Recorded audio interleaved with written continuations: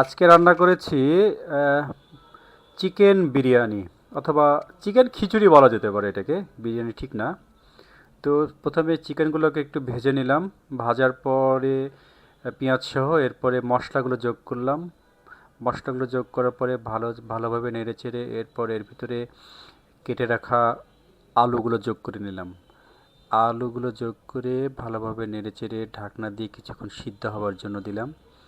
তো ঢাকনাগুলো ওঠানোর পরে যখন দেখলাম যে সিদ্ধ হয়ে গেছে, এরপরে ভালোভাবে নেড়ে ছেড়ে নিলাম। নেড়ে ছেড়ে নিয়ে এরপরে সিদ্ধ হওয়া মাংস এবং আলুর ভিতরে ধুয়ে রাখা চালগুলো দিয়ে দিলাম। তারপর চালগুলো দিয়ে ভালোভাবে নেড়ে চেড়ে এরপরে এর ভিতরে পরিমাণ মতো পানি যোগ করলাম। তো এই হচ্ছে পানি যোগ করার পরে অবস্থা। এরপরে আবার পানি যোগ করার পরে এরপরে ঢাকনা দিয়ে ঢেকে দিলাম। এরপরে যখন ফুটতে শুরু করলো চাল এবং পানি, তখন একটু লবণ চেক করলাম। এরপরে আর লবণ ঝাল চেক করার সুযোগ নেই। তারপরে আবার ঢেকে দিলাম। ঢেকে দেওয়ার পরে এই হচ্ছে ফাইনাল অবস্থা খিচুড়ির। চিকেন খিচুড়ি, চিকেন সহ খিচুড়ি। এরপরে এটাকে নামিয়ে নিলাম।